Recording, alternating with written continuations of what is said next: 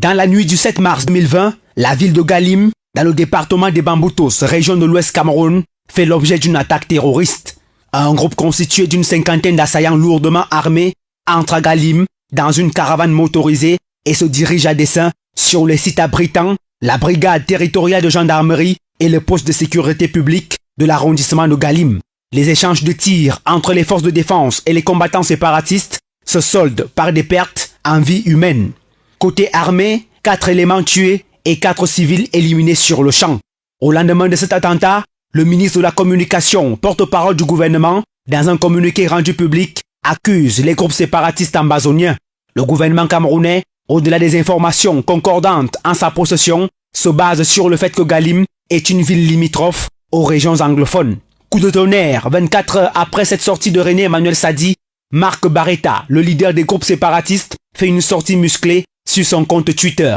Dans cette sortie, il rejette en bloc toute responsabilité sur l'attaque de Galim et accuse l'alliance MRC-BAS d'être l'unique et seul responsable.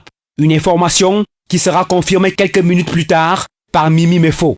La journaliste réputée proche des terroristes ambazoniens, aperçue à plusieurs reprises aux côtés de Maurice Kamto ces derniers temps, vient mettre de l'eau au moulin de Marc Barretta. Ce dernier, qui confirme d'ailleurs que l'Alliance Mouvement pour la Renaissance du Cameroun, brigade anti-Sardinard, aurait déjà fait entrer plusieurs armes au Cameroun, dont le point de chute serait la région de l'Ouest Cameroun.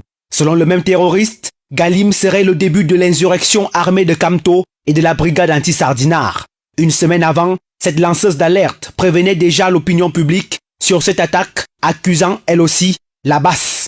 D'ailleurs, selon nos informations, des réunions seraient régulièrement tenues ces derniers temps dans toute l'Europe entre les membres de la brigade anti-Sardinard et le leader du mouvement pour la Renaissance du Cameroun pour des cotisations destinées à l'achat des armes et au financement de certains médias hostiles au Cameroun. Depuis ces sorties, l'on s'interroge quand même sur le mutisme du directoire du mouvement pour la Renaissance du Cameroun.